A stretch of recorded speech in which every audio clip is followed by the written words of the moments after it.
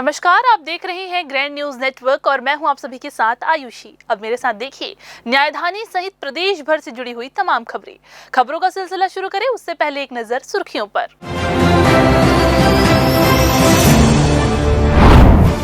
TS Singhdeo ने मुझे एक दिन का सीएम बनने का ऑफर दिया। पूर्व विधायक अजय चंद्राकर का कांग्रेस पर वार, बोले कांग्रेस में संगठन नहीं, भ्रम और विभाजन है। एग्रिस्टिक पोर्टल में रजिस्ट्रेशन ठप, 6000 किसान अपने बाहर धान बेचने के लिए किसानों की दौड़ बढ़ी, अधिकारी दे रहे सिर्फ भरोसा।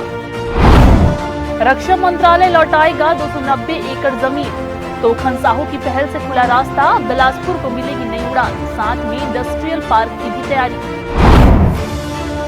और प्रधान पाटिका और शिक्षक पति पर बड़ी कार्रवाई, लाखों की रकम पहुंची पत्नी के खाते में। बिल्हा शिक्षा विभाग में हड़कंप, जांच में उजागर हुआ बड़ा घोटाला। तो ये थी आज की सुर्खियां और अब खबरें विस्तार से। छत्तीसगढ़ की सियासत में एक बार फिर से शब्दों के बाढ़ चली हैं। जी हां, भाजपा विधायक और पूर्व मंत्री अजय चंद्राकर ने कांग्रेस पर तीखा हमला बोला है। उन्होंने आदिवासियों की उपेक्षा से लेकर कांग्रेस संगठन तक हर मुद्दे पर जमकर प्रहार किया है।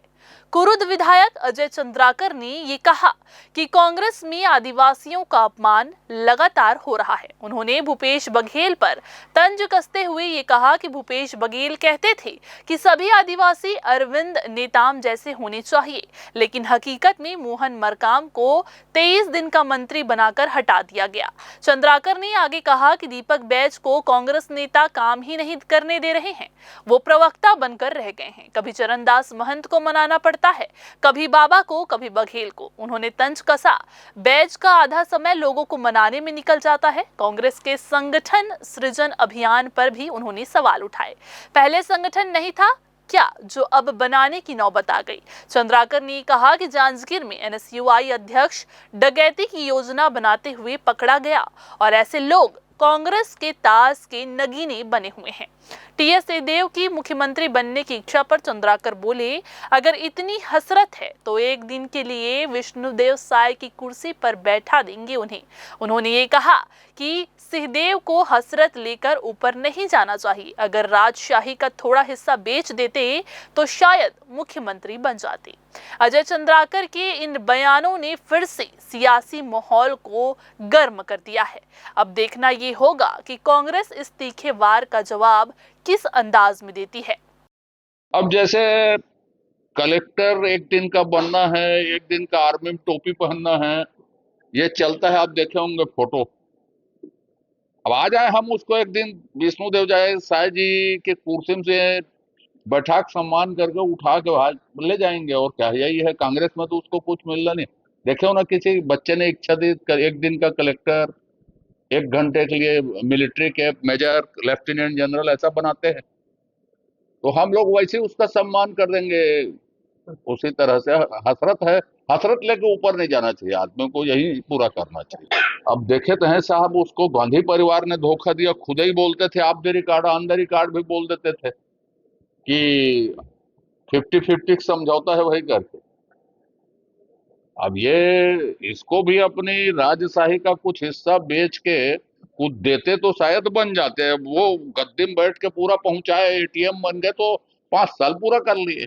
इधर बिलासपुर में बीजेपी के वरिष्ठ नेता और पूर्व मंत्री अजय चंद्राकर ने एक बार फिर से अपने बयानों से सियासी हलचल मचा दी है। पत्रकार वार्ता में कांग्रेस और उनके नेताओं पर निशाना साधते हुए उन्होंने विवादित बयान दिए। चंद्राकर ने कांग्रेस को चाटने और काटने वाली पार्टी बताया, तो वहीं एमपी के नेता प्रतिपक्ष उमंग सिंघार को परजीवी तक कह डाला। बिलासपुर में प्रेस वार्ता के दौरान बीजेपी के वरिष्ठ नेता और पूर्व मंत्री अजय चंद्राकर ने कांग्रेस पार्टी पर तीखा हमला बोला। उन्होंने कहा कि कांग्रेस अब केवल एक परिवार की सेवा में जुटी पार्टी बनकर रह गई है। चंद्राकर के शब्दों में कांग्रेस चाटने और काटने वाली पार्टी है। उन्होंने आरोप लगाया कि कांग्रेस के नेता दिल्ली में जाकर एक खास परिवार की चरण वंदना करते हैं और संगठन के भीतर नीचे के स्तर पर नेता एक दूसरे को काटने में लगे रहते हैं। उनका कहना है कि कांग्रेस में आज लोकतंत्र नाम की कोई चीज नहीं बची है, वहाँ केवल वफादारी बिकती है और आदेश ऊपर से आता है।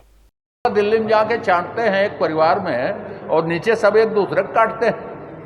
उनके पास लोकतांत्रिक अवधारणा नहीं है, वो अपनी योग्यता से नेता प्रतिपक्ष नहीं है। सबसे बड़ा मैंडेट भारतीय जनता पार्टी के पास है। 54 विधायकों की सरकार का नेतृत्व माननीय विष्णुदेव साय जी कर रहे हैं, और मैंने कहा जो मैनिफेस्टो है सबसे ज़्यादा प्रतिशत क्रियान्वित करने वाली यदि हिंदुस्तान में सरकार है तो विष्णुदेव साय की सरकार है। अजय चंद्राकर ने मध्य प्रदेश की राजनीति पर भी टिप्पणी करते हुए नेता प्रतिपक्ष उमंग सिंघार को लेकर बड़ा बयान दिया। उन्होंने कहा कि उमंग सिंघार के पास न कोई राजनीतिक अनुभव है और न ही कोई स्वतंत्र सोच। चंद्राकर ने उन्हें परजीवी तक कह दिया और आरोप लगाया कि सिंघार पूरी तरह से कमलनाथ के इशारों पर काम करते हैं। चंद्राकर ने यह भी कहा कि सिंघार कभी भी अपनी योग्यता के बल पर नेता प्रतिपक्ष नहीं बने, बल्कि वे पार्टी के आंतरिक समीकरणों और गुटबाजी का परिणाम है। उनका कहना है कि ऐसे नेता जनता का नेतृत्व नहीं कर सकते क्योंकि उनके पास अपना कोई स्वतंत्र राजनीतिक अस्तित्व नहीं है। उमंग सिंघार के पास है अनुभव, कुछ अनुभव है। एक बार मंत्री रहे कमलनाथ सिंह जी के, पीछे पीछे घूमने वाले। स्वतंत्र अस्तित्व क्या है उनका? वो खुद रिमोट है कमलनाथ सिंह जी के। पैरासाइट वो खुद हैं, तो दिमाग में वही पैरासाइट का कोई स्वतंत्र दिमाग होता है। उन लोगों का जनहित से कोई विषय नहीं। एक ऐसा व्यक्ति, ऐसी पार्टी का सदस्य जो दरबारी हो गए, वो विष्णुदेव सरकार के लिए आरोप लगाते हैं। दरबारी जनता के दरबारी नहीं, कांग्रेस जी बने चाटना और काटना जानते हैं, समझ रहे हो? दिल्ली में जाके चाटते हैं परिवार को, वही उनकी संपूर्ण व्यक्तित्व होता है, और नीचे आके एक दूसरे को काटते हैं। यही कांग्रेस का चरित्र है, इसके सिवा कोई दूसरा चरित्र नहीं है। पूर्व मंत्री अजय चंद्राकर ने कांग्रेस पर परिवारवाद को बढ़ावा देने का भी आरोप लगाया। उन्होंने कहा कि कांग्रेस पार्टी में ना तो कार्यकर्ताओं की सुनी जाती है और ना ही जनता के मुद्दों पर कोई ध्यान दिया जाता है। चंद्राकर ने कहा कि कांग्रेस के नेता अब जनता के दरबारी नहीं बल्कि दिल्ली के दरबारी बन चुके हैं। एक ही परिवार पूरी पार्टी पर राज कर रहा है और बाकी नेता सिर्फ आदेशों का पालन कर रहे हैं। उनका दावा है कि यही कांग्रेस की सबसे बड़ी कमजोरी है और यही वजह है कि पार्टी जनता से लगातार कटती जा रही है। जैन न्यूज के लिए कैमरामैन गोलू कश्यप के साथ पिंटू दुबे की रिपोर्ट। पीसीसी सह प्रभारी विजय जांगिड़ ने वरिष्ठ कांग्रेस नेता टीएस सिंहदेव को लेकर बड़ा बयान दिया है। सिंहदेव के सीएम बनने की अटकलों पर जांगिड़ ने ये कहा कि मुख्यमंत्री बनने की लालसा हर व्यक्ति में होती है और होनी भी चाहिए, क्योंकि लोकतंत्र में हर किसी की अपनी महत्वाकांक्षा होती है। उन्होंने साफ कहा कि ये फैसला अभी नहीं बल्कि 3 साल बाद का विषय है। विजय जांगिड़ ने टीएस सिंहदेव की तारीफ करते हुए ये कहा कि वे लोकप्रिय नेता हैं जिनकी समाज में गहरी पैठ है और लोग उन्हें उनकी सादगी और सच्चाई के लिए जानते हैं। मुख्यमंत्री बनने की लालसा तो हर किसी में नहीं, हर व्यक्ति में है ना, होनी भी चाहिए। लोकतंत्र में हर व्यक्ति की जब तक महत्वाकांक्षा नहीं होगी, किंतु ये 3 साल के बाद की बातें हैं। क्या हाँ, टीएस सिंहदेव जी हमारे पूर्व मुख्यमंत्री हैं, लोकप्रिय नेता हैं, समाज में उनकी पहचान, उनकी सादगी, सच्चाई के रूप में एक बहुत अच्छी पहचान छत्तीसगढ़ में है और एक सम्मान भी है। बिलासपुर में कांग्रेस ने केंद्र सरकार के खिलाफ बड़ा अभियान छेड़ा है। वोट चोर गद्दी छोड़ अभियान के तहत तिफरा से इसकी शुरुआत की गई है। कांग्रेस का दावा है कि ये सिर्फ एक राजनीतिक मुहिम नहीं बल्कि लोकतंत्र बचाने की लड़ाई है। इस हस्ताक्षर अभियान के जरिए कांग्रेस का लक्ष्य है कि देश भर से 4 करोड़ लोगों के दस्तखत जुटाकर यह स्पष्ट संदेश दिया जाए कि अब देश की जनता वोट की चोरी बर्दाश्त नहीं करेगी। पार्टी का दावा है कि यह आंदोलन जनता की भावना से जुड़ा है, जिसमें लोगों का भारी समर्थन मिल रहा है। कार्यकर्ता राहुल गांधी लोकतंत्र बचाओ संदेश लेकर घर घर जा रहे हैं और लोगों को इस लड़ाई में शामिल कर रहे हैं। कांग्रेस इसे लोकतंत्र और संविधान की रक्षा का अभियान बता रही है, जिसे पूरे देश में व्यापक स्तर पर चलाया जा रहा है। राहुल गांधी जी ने वोट चोर गद्दी छोड़ अभियान अखिल भारतीय कांग्रेस कमेटी ने 15 सितंबर से 15 अक्टूबर तक का एक हमने विस्तृत गहन जनसंपर्क कार्यक्रम जनता के बीच में जाने का रखा है। हम 5 करोड़ लोगों के दस्तखत करवाएंगे देश भर के और चुनाव आयोग को ज्ञापन सौंपेंगे। जिस प्रकार से वोट चोरी हुई है, जिसका प्रमाण राहुल जी ने कर्नाटक में दिया था, उसी कड़ी में पूरे देश में हम जानकारी चाहेंगे आपके बेलतरा विधानसभा क्षेत्र में भी 104, 105 साल के जो मृतक हैं, जो मर चुके हैं, उनकी उम्र दिखा करके वोट चोरी हुई है। तो ये देश की जनता को जागरूक भी करना है और चुनाव आयोग को हम कहना चाहेंगे कि आप दोबारा से समीक्षा करें, जो इस प्रकार की वोट चोरी है उनको रोकने का काम करें। मीडिया से चर्चा के दौरान विजय जांगीर ने केंद्र की बीजेपी सरकार पर तीखा हमला बोला। उन्होंने कहा कि देश की सरकार रिमोट कंट्रोल से चलाई जा रही है और उसका असली उद्देश्य राज्यों की संपत्तियों और संसाधनों पर कब्जा जमाना है। उन्होंने विशेष तौर पर छत्तीसगढ़ का जिक्र करते हुए कहा कि केंद्र की नजर राज्य के खनिज संसाधनों पर है और उन्हें निजी हाथों में सौंपने की तैयारी चल रही है। कांग्रेस ने साफ किया है कि वह इन मुद्दों पर चुप नहीं बैठेगी और जन आंदोलन के माध्यम से देश भर में आवाज बुलंद करेगी। डेन न्यूज के लिए पिंटू दुबे की खास रिपोर्ट। फिलहाल वक्त हो चला है एक छोटा सा ब्रेक लेने का। ब्रेक के बाद हम जल्द वापस आएंगे। आप बने रहिए ग्रैंड न्यूज के साथ। जय जया प्राइवेट ITI NCVT से मान्यता प्राप्त एंड ISO सर्टिफाइड 10वीं पास विद्यार्थियों के लिए 2 year electrician course, OPA 1 year course, computer operating and programming assistant course, best classroom facility, admissions open.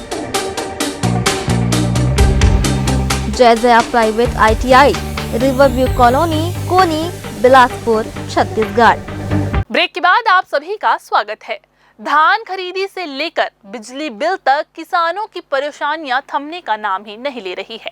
अब भारतीय किसान संघ ने सरकार को ये चेतावनी दे दी है, अब नहीं सही बो, अपन अधिकार लेके रहिबो। 13 अक्टूबर को किसान राजधानी में उतरने वाले हैं मुख्यमंत्री निवास का घेराव करने के लिए।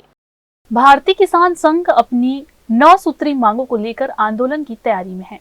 संघ ने साफ कहा है, अब सरकार को किसानों की बात सुननी ही होगी। 13 अक्टूबर को पूरे प्रदेश के किसान रायपुर पहुंचेंगे और मुख्यमंत्री निवास का घेराव करेंगे।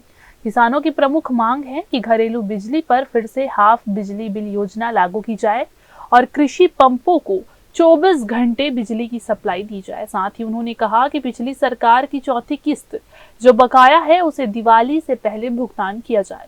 किसानों ने एग्रीगेट पोर्टल की गड़बड़ियों को भी एक बड़ा मुद्दा बनाया है। उनका कहना है कि पोर्टल की विसंगतियों की वजह से हजारों किसान अब तक खरीदी से बाहर हैं। उन्होंने मांग रखी है कि धान का समर्थन मूल्य 3100 रुपए प्रति क्विंटल तय किया जाए और उस पर 186 रुपए बोनस जोड़कर भुगतान किया जाए। सिर्फ इतना ही नहीं बल्कि किसान संघ ने धान खरीदी की तारीखें बढ़ाने की भी मांग की है। उनका कहना है कि खरीदी 1 नवंबर से 15 फरवरी तक होनी चाहिए ताकि हर किसान को मौका मिले।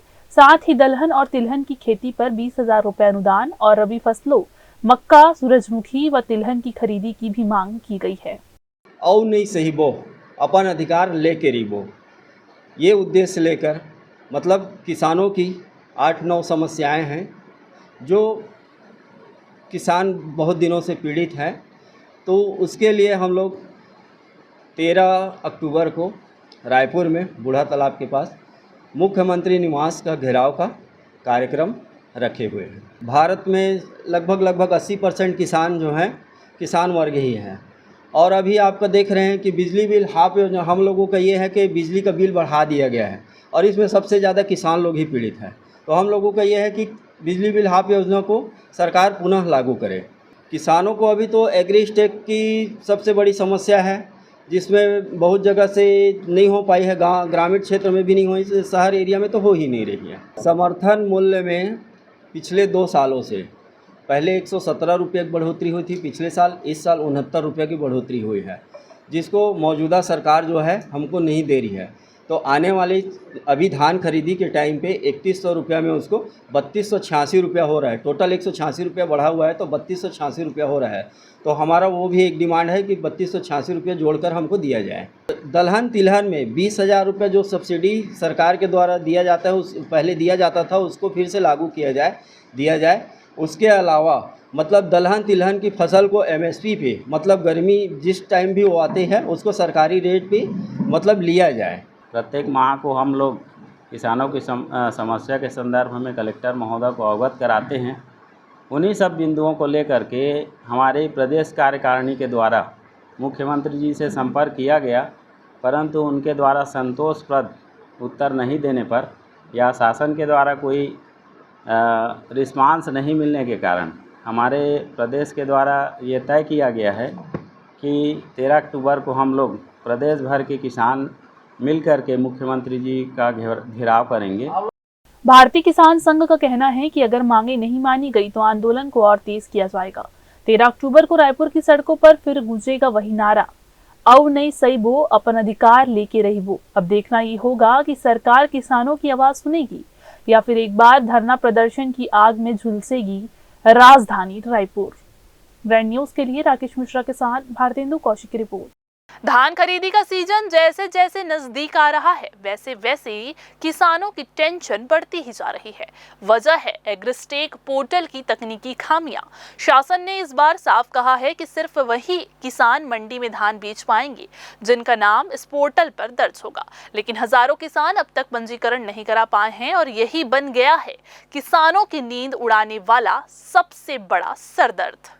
बिलासपुर जिले में तकरीबन 1,25,000 किसान खेती करते हैं, लेकिन इसमें से करीब 6,000 किसान अभी सिस्टम से बाहर हैं, यानी पोर्टल में उनका नाम दर्ज नहीं है और इसका सीधा मतलब है धान नहीं बिकेगा।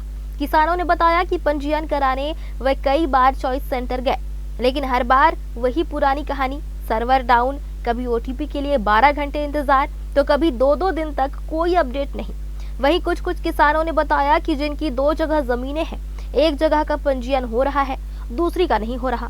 ऐसे में उनके पास जितनी जमीन है उतना रकबा पोर्टल में दिख नहीं रहा है। सरकारी दफ्तरों का हाल ये है कि किसान जब समिति में जाता है तो वहां से उसे चॉइस सेंटर भेजा जाता है और जब चॉइस सेंटर जाता है तो वहां वाले कहते हैं सहकारिता विभाग जाओ। किसानों का कहना है कि अगर एग्रीटेक पोर्टल अपडेट नहीं हुआ तो इस बार मंडियों में धान बेचना नामुमकिन हो जाएगा। अब किसान यही सवाल पूछ रहे हैं, हम मेहनत करें, फसल उगाएं और अब बेचने में भी अटक जाएं। जैसे कि 2 जगह 3 जगह मान लो अगर ज़मीन है आपका, है ना, तो जो गांव ग्रामीण क्षेत्र है उसका हो रहा है, शहर के आसपास है, नगर निगम क्षेत्र में उनका तो हो ही नहीं रहा। ग्रामीण क्षेत्र में भी ऐसा हुआ है कि महल नंबर 1 का हो रहा है, 2 का नहीं हो रहा है, 3 का नहीं हो रहा है। ऐसा स्थिति है। किसान लोग बहुत बुरी तरीके से परेशान हैं और सामने फसल भी तैयार हो गई है बेचने के लिए। एग्रीस्टेक पोर्टल में जैसे कि पंजीयन करा रहे हैं तो उसमें सबसे बड़ी समस्या तो अभी सर्वर का ही आ रहा है। ओटीपी के लिए जैसे ही प्रोसेस करते हैं उसके बाद ओटीपी के अभी प्रोसेस किए हैं तो 12 घंटा बाद ओटीपी आ रहा है। सहकारी समिति में जाओगे तो बोलते हैं चॉइस सेंटर में जाओ, चॉइस सेंटर में जाओगे तो हमारे से नहीं हो रहा है भैया, एक बार सहकारी समिति से जाके मिलो। इस तरह से मैं खुद 12 चक्कर लगा चुका हूँ और ये समस्या अब बोलते हैं कि होगा जल्दी सॉर्ट आउट। मेरा नगर निगम क्षेत्र में भी है तो नगर निगम का तो भी पूरा पेंडिंग में ही है। कोपरा में है तो कोपरा का कुछ ज़मीन दिखा रहा है, कुछ ज़मीन अभी भी नहीं दिखा रहा है। शायद ही हो पाएगा, पुराने जो प्रोसेस में उसी में कर पाएंगे तब तो किसान धान बेच पाएगा। और कहीं एग्रीस्टेक को कंपलसरी करेंगे तो किसान इस साल धान नहीं बेच पाएगा। एक तो पहली बात किसान का आईडी नहीं बन रहा है। जिस गांव में 2 महल नंबर है तो उसका 1 महल नंबर का हो रहा है, 2 नंबर का हो ही नहीं रहा है। और न तो 2 नंबर का एग्रीस्टेक होगा और न ही उसका ये पंजीयन हो रहा है। किसान आईडी भी नहीं बन रहा है। आपका हुआ अभी तक? मेरा भी नहीं हुआ है। कितना दिन से अभी इसके लिए आप? मैं तो 2 माह हो गया घूमते मेरे को। क्या बोलते हैं अधिकारी? अब वहाँ से जैसे आर्डर आएगा उस हिसाब से हम कर सकते हैं। अभी तो कोई ये नहीं है, ऐसा बोल रहे हैं। न तो तहसीलदार को ध्यान दे रहा है, तहसीलदार को बोलो तो भी कोई ध्यान नहीं देता। इस विषय में जब भू अभिलेख अधीक्षक सोमेश्वर यादव से चर्चा की गई तो उन्होंने कहा कि अब सभी तहसीलदार, पटवारी और समिति प्रभारी एक साथ बैठकर पंजीयन का काम तेजी से पूरा करेंगे। कलेक्टर ने भी निर्देश जारी कर दिए हैं कि कोई भी किसान धान खरीदी से वंचित न रहे। उन्होंने बताया कि लगभग 6,000 किसानों का पंजीयन अभी बाकी है। 31 अक्टूबर तक सभी का नाम दर्ज करने का लक्ष्य रखा गया है। इसके लिए विशेष कैंप भी लगाए जा रहे हैं। 6,000 के आसपास का जो है बचा हुआ है पंजीयन से शेष जो है जी, वही इसका कारण ये था कि जो महल ग्राम हमारे यहाँ, चूंकि बिलासपुर जिले में जो है महल ग्राम का अस्तित्व है ना जी, तो महल ग्राम का जो है वहाँ का पंजीयन अभी स्टार्ट हो पाया है। सेम वैसे ही जो है हमारे यहाँ 33 जो है नगरी ग्राम भी है जी, तो उसका भी जो पंजीयन जो है वो अभी 1 हफ्ते पहले ही स्टार्ट हो पाया है। तो अभी जैसे हम लोग देखेंगे तो पर दिन जो है 1000-1500 हो रहा है प्रोग्रेस। तो ये हमारा टारगेट ऐसा है कि हम इसको जो है हफ्ते 10 दिन में जो है इसको पूरा करा लेंगे ऐसा करके। जी, किसानों का बोलना है और कि उन लोग को लगातार हाँ जो हाँ है अधिकारियों का चक्कर काटना पड़ रहा है और सर्वर डाउन भी है, ऐसा बताया जा रहा है। नहीं नहीं, इसमें तो हमने ऐसा वैसा बना दिया है कि जो है मतलब जितना जो शेष बचा हुआ है उसका डेटा हमारे पास है। तो समिति के जो ऑपरेटर है वो सीधा जो है किसानों को जो है संपर्क साधे और उससे बात करके जो है तुरंत बुलाए। और अभी जो है कलेक्टर महोदय का निर्देश भी यही है कि किसानों को भटकना ना पड़े, इसलिए जो है इसका जो रजिस्ट्रेशन 3 स्तर पे होता है, पटवारी, तहसीलदार, समिति के ऑपरेटर, तो इन तीनों को जो है एक जगह बैठाया जाए। और जिनका 90% ऊपर का रजिस्ट्रेशन हमने नहीं जो होगा है वो धान खरीदी में उनको फिर किस प्रकार की समस्या है? हाँ, अब उसमें जैसे शासन से रहता है कि हर बार कुछ ना कुछ जैसे विकल्प जैसे देते हैं। जैसे पिछले बार भी जब धान खरीदी जब चल रहा था, जब भुइयां से है, तो अंतिम समय कुछ ना कुछ विकल्प देते हैं कि भाई तहसीलदार के आईडी से जो है जोड़ के कुछ अपना किया जाए ऐसा करके। जी, तो वो खैर तो हर बार कुछ ना कुछ उसमें रहता है। तो इस बार भी लेकिन कुछ इस प्रकार की देने का उम्मीद है? हाँ, अब वो शासन स्तर का है, ये ऐसा मेरा मतलब ये कहना है। जी, लेकिन अभी तो हमारी मंशा ये है कि वो स्थिति न बने, हम उससे पहले करा ले करके। तो जी, जी। ये निश्चित रूप से जो है 10 दिन के भीतर जो है कराने का हमने टारगेट रखा हुआ है। अब देखना यह होगा कि क्या 31 अक्टूबर तक सारे किसानों का काम एग्रीटेक पोर्टल में दर्ज हो पाएगा या फिर इस बार भी तकनीकी दिक्कतों के चलते किसान अपनी मेहनत की फसल बेचने से रह जाएंगे। धान तैयार है, किसान तैयार है, लेकिन सिस्टम अगर नहीं चला तो पूरा सीजन फेल हो जाएगा। फिलहाल किसान इंतजार में हैं कि कब सर्वर चले और कब उनका हक मंडी तक पहुंचे। ग्रैंड न्यूज के लिए कैमरामैन राकेश मिश्रा के साथ भारतेंदु कौशिक की रिपोर्ट। इधर बिलासपुर के व्यस्त सनीचरी बाजार स्थित बिलासा चौक पर एक झुका हुआ बिजली का खंभा लोगों की जान के लिए खतरा बन चुका है।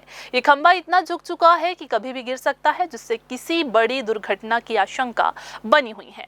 इस खंभे पर लगे सीसीटीवी कैमरे और बिजली की तारें भी खतरे को और भी ज्यादा बढ़ा रही है। प्रतिदिन इस मार्ग से सैकड़ों लोग और वाहन गुजरते हैं, फिर भी जिम्मेदार विभागों की ओर से अब तक कोई ठोस कदम नहीं उठाया गया है। स्थानीय निवासियों का कहना है कि कई बार इस संबंध में शिकायत की जा चुकी है, लेकिन न तो नगर निगम और न ही बिजली विभाग ने कोई कार्रवाई की है। लोगों ने मांग की है कि इस खंभे की तत्काल मरम्मत या फिर बदलाव किया जाए ताकि भविष्य में कोई हादसा ना हो। यदि समय रहते ध्यान नहीं दिया गया तो ये लापरवाही एक बड़ी अनहोनी बन सकती है। कि बिलासपुर का सड़कें हो, नालियां हो और विद्युत के पोल हो, जगह जगह अभी जर्जर स्थिति में है। इसको देखने सुनने वाला तो निगम के लोग हैं, ना राज्य शासन के लोग हैं। कहीं इनका कोई सुनवाई नहीं हो रहा है। बिलासपुर में अभी जूना बिलासपुर में चले जाइए, आपको गांव से भी बदतर स्थिति दिखेगी। आप ऐसे जगह चले जाइए जहां पर बिलासा चौक में जाए, बिलासा चौक में आप ऐसे खंभे टेढ़े हैं, कभी भी बड़ी दुर्घटना हो सकती है। लेकिन विद्युत विभाग और नगर निगम के लोग इसमें कोई ध्यान नहीं दे रहे हैं। इसकी निष्क्रियता इसे दिख रही है और हम ये मांग करते हैं कि जनहित में ये सबको तत्काल दुरुस्त किया जाए और बिलासपुर की जो जर्जर स्थितियां सड़कों की हैं, खंभों की हैं, चाहे नालियों की है, उसको तुरंत ठीक किया जाए। फिर से वक्त हो चला है एक छोटा सा ब्रेक लेने का। ब्रेक के बाद जारी रहेंगी खबरें, आप बने रहिए ग्रैंड न्यूज के साथ। जय जया प्राइवेट ITI NCVT से मान्यता प्राप्त एंड ISO सर्टिफाइड 10वीं पास विद्यार्थियों के लिए 2 year electrician course, OPA 1 year course, computer operating and programming assistant course, best classroom facility, admissions open. Jai Jaya private ITI, riverview colony, Koni, Bilaspur, Chhattisgarh. Break के बाद आप सभी का स्वागत है।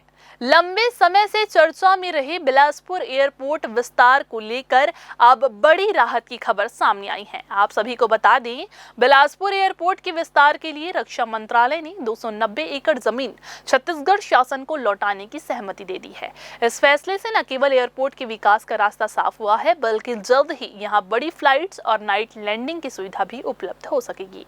बिलासपुर एयरपोर्ट को लेकर संघर्ष समिति द्वारा वर्षों तक आंदोलन किया गया था। कांग्रेस सरकार के दौरान एयरपोर्ट का शुभारंभ हुआ, लेकिन विस्तार कार्य रुक जाने से ये अब तक सीमित सीमाओं तक ही सिमटा रहा। पिछले साल लोकसभा चुनाव में तोखन साहू के सांसद निर्वाचित होने और केंद्र में राज्य मंत्री बनने के बाद विस्तार की मांग तेज हुई। तोखन साहू ने इस संबंध में दिल्ली जाकर कई नेताओं से मुलाकात भी की। मुख्यमंत्री और केंद्र राज्य मंत्री ने रक्षा मंत्री राजनाथ सिंह से भी भेंट की, जिसके बाद रक्षा मंत्रालय ने जमीन लौटाने का निर्णय लिया है। बताया जा रहा है कि शेष बची भूमि पर इंडस्ट्रियल पार्क भी विकसित किया जाएगा। एयरपोर्ट विस्तार से बिलासपुर की सभी बड़ी संस्थानों और औद्योगिक इकाइयों को भी बड़ा लाभ मिलने की उम्मीद जताई जा रही है। एयरपोर्ट के विस्तार के लिए मैं लगातार प्रयास कर रहा हूं। जिस दिन से मुझे ये जानकारी मिली है कि एयरपोर्ट के विस्तार के लिए रक्षा मंत्रालय के पास जो ज़मीन है 1100 एकड़, उसमें से जब तक कुछ ज़मीन नहीं आ जाएगा छत्तीसगढ़ सरकार के पास, तब तक विस्तार नहीं हो सकता। मैं माननीय रक्षा मंत्री जी से मैं मिला, माननीय मुख्यमंत्री जी के साथ हम लोग जाकर के भी मिले। रक्षा मंत्री जी आश्वस्त किए हैं कि जितनी ज़मीन चाहिएगा, लगभग 290 एकड़, हम उसे वापस लौटाएंगे। अपने अधिकारियों से भी बात किए हैं। अब ये रास्ता खुल रहा है कि वापस हमें ज़मीन मिलेगा तभी एयरपोर्ट का विस्तार होगा। बिलासपुर बहुत महत्वपूर्ण जगह है, हाई कोर्ट है, जहाँ कोल माइंस है, जहाँ अनेक फैक्ट्रियाँ हैं, व्यापारियों के लिए आवागमन की सुविधा के लिए। मैं उसके लिए लगातार प्रयास कर रहा हूँ। अब मुझे लगता है कि बहुत जल्दी ट्रांसफ़र हो जाएगा ज़मीन। हमने और भी आग्रह किए हैं कि वहाँ इंडस्ट्रियल पार्क जो ज़मीन पड़ी है उस पर इंडस्ट्रियल पार्क के लिए भी हमने निवेदन किया है। तो आगे माननीय रक्षा मंत्री जी जरूर इस पर निर्णय लें। छत्तीसगढ़ के बहुचर्चित नान घोटाले से जुड़ी सीबीआई जांच की मांग करने वाली सभी याचिकाएं बिलासपुर हाई कोर्ट ने खारिज कर दी है। चीफ जस्टिस रमेश सिन्हा और जस्टिस पीपी साहू की स्पेशल डिवीजन बेंच ने आज इस मामले से जुड़ी कुल 8 याचिकों पर सुनवाई करते हुए स्पष्ट किया कि अब जब ट्रायल अंतिम चरण में है, जांच एजेंसियां बदलना उपयुक्त नहीं होगा। कोर्ट ने कहा कि यदि कुछ प्रभावशाली लोगों को जानबूझकर जांच में शामिल नहीं किया गया है तो उनके खिलाफ विचारण न्यायालय में भारतीय दंड संहिता की धारा 319 के तहत आवेदन देकर उन्हें आरोपी बनाया जा सकता है। कोर्ट ने ये भी नोट किया है कि केवल 2 याचिकाओं हमर संगवारी एनजीओ और अधिवक्ता सुदीप श्रीवास्तव की ओर से ही पक्षकार पेश हुए, जबकि बाकी याचिकाओं पर कोई पेश नहीं हुआ। भाजपा नेता धर्मलाल कौशिक की ओर से अधिवक्ता गैरी मुखोपाध्याय ने याचिका वापस लेने की अनुमति मांगी, जिसे कोर्ट ने मंजूर कर लिया। राज्य सरकार की ओर से अधिवक्ता अतुल झा ने जानकारी दी कि 224 में से 170 गवाहों की गवाही पूरी हो चुकी है और ट्रायल अंतिम चरण में है। अदालत के इस फैसले के साथ ही नान घोटाले को लेकर दायर सभी लंबित जनहित याचिकाएं निराकृत हो गई हैं। गौरतलब है कि नान घोटाला छत्तीसगढ़ की सार्वजनिक वितरण प्रणाली यानी कि पीडीएस में 2011 की जनसंख्या के मुकाबले ज्यादा राशन कार्ड बनाकर हजारों करोड़ रुपए के अनाज और सामग्री की हेराफेरी से जुड़ा हुआ है। इसमें घटिया गुणवत्ता की खाद्य सामग्री की सप्लाई, अफसरों की मिलीभगत और अधूरी जांच के आरोप भी लगे, जिसकी जांच पहले एसीबी और ईओडब्ल्यू ने की थी और बाद में 2018 में कांग्रेस सरकार ने एसआईटी से इसकी जांच कराई थी। बिलासपुर शहर के बहतरई प्रगति विहार इलाके में इन दिनों नशेड़ी नाबालिग लड़कों का आतंक फैल चुका है। इलाके की महिलाएं और स्थानीय लोग अब इस समस्या से बेहद परेशान हैं। जहां एक ओर प्रशासन नशे के खिलाफ कड़ी कार्रवाई का दावा कर रहा है, वहीं दूसरी ओर मोहल्ले के कुछ नाबालिग लड़की नशे की हालत में आए दिन हंगामा कर रही हैं। प्रगति विहार की महिलाओं ने बताया कि नाबालिग लड़के शाम होते ही मोहल्ले में नशे की हालत में घूमते हुए नजर आते हैं। शराब और अन्य नशे के सेवन के बाद ये राह चलते लोगों से झगड़ा भी करते हैं और महिलाओं से छेड़छाड़ जैसी घटनाएं भी आम बात हो गई है। बच्चों को स्कूल जाते समय डर लगता है और परिवारों में दहशत का माहौल बना हुआ है। स्थानीय लोगों का कहना है कि ये लड़के न केवल मोहल्ले का माहौल खराब कर रहे हैं, बल्कि आने जाने वाले राहगीरों को भी इससे परेशानी होती है। कई बार ये स्थिति इतनी ज्यादा बिगड़ जाती है कि लोगों को घर से बाहर निकलना भी मुश्किल हो जाता है। महिलाओं ने सामूहिक रूप से थाने में इसकी शिकायत दर्ज कराई है और प्रशासन से तत्काल हस्तक्षेप की मांग की है, ताकि मोहल्ले में फिर से शांति और सुरक्षा का माहौल लौट सके। प्रगति विहार से आवास में रहती हूँ सर। छोटे छोटे नाबालिग बच्चे नशा करते हैं और बहुत गाली गलौज करते हैं, तोड़ फोड़ करते हैं किसी का गाड़ी का सामान चुरा रहे हैं, किसी का कुछ भी चुरा रहे हैं और बोलो तो गाली गलौज करते हैं और महिलाओं के सामने गाली बकते रहते हैं, सर का छेड़ते रहते हैं, छोटे छोटे बच्ची लोग को। हम लोग बहुत हाँ सर, पुलिस सरकंडा थाने में हम लोग किए हैं। TI से मिले हैं सर, तो हो जाएगा बोले हैं। बिलासपुर में दो शातिर बदमाश लुटू पांडे और शिवम मिश्रा की दबंगई अब उन्हीं पर भारी पड़ने वाली है। सोशल मीडिया पर हथियार लहराते हुए आम लोगों को धमकाने और पुलिस को खुली चुनौती देने वाले इन अपराधियों के खिलाफ बिलासपुर पुलिस ने सख्त कार्रवाई की तैयारी कर ली है। इनका वीडियो वायरल होते ही SSP रजनीश सिंह ने मामले को गंभीरता से लिया और साफ कहा कि ऐसे अपराधियों की हालत हम इस तरह करेंगे कि भविष्य में अपराध करने से पहले 100 बार सोचें। पुलिस के अनुसार दोनों आरोपी पहले से दर्जनों संगीन मामलों में लिप्त हैं और हाल ही में जमानत पर रिहा होने के बाद फिर से अपनी दबंगई दिखा रहे थे। वायरल वीडियो को अब पुलिस पुख्ता सबूत मानते हुए कानूनी प्रक्रिया में शामिल कर रही है। SSP के निर्देश पर विशेष टीम बनाकर दोनों की तलाश तेज कर दी गई है और जल्द ही उन्हें गिरफ्तार कर अदालत में पेश किया जाएगा। ये दोनों बदमाश हैं, सातिर हैं और यहाँ से अभी फरार हैं। पिछले कई दिनों से पुलिस अपने स्तर पे पता कर रही है। निश्चित रूप से कानूनी दायरे में लाकर इनके खिलाफ कठोरतम कार्रवाई की जाएगी, जिससे ये 100 बार सोचेंगे, कोई भी अपराध इस तरीके का करने की कोशिश नहीं कर पाएंगे। और ये जो सोशल मीडिया में जिस तरीके से इनके द्वारा डाला जा रहा है, ये सब इनके खिलाफ पुख्ता सबूत के साथ न्यायालय में पेश किया जाएगा। ये कौन लोग हैं, ये क्या नाम है इनका? ये लुटू पांडे है, सातिर अपराधी है। इसके खिलाफ दर्जनों मामले हैं और अभी एक केस में ये ऑलरेडी आरोपी है और पहले भी लगातार इसके खिलाफ पुलिस के द्वारा कार्रवाई की गई है, किंतु ये किसी कारणवश ये अभी न्यायालय से जमानत हो गई थी।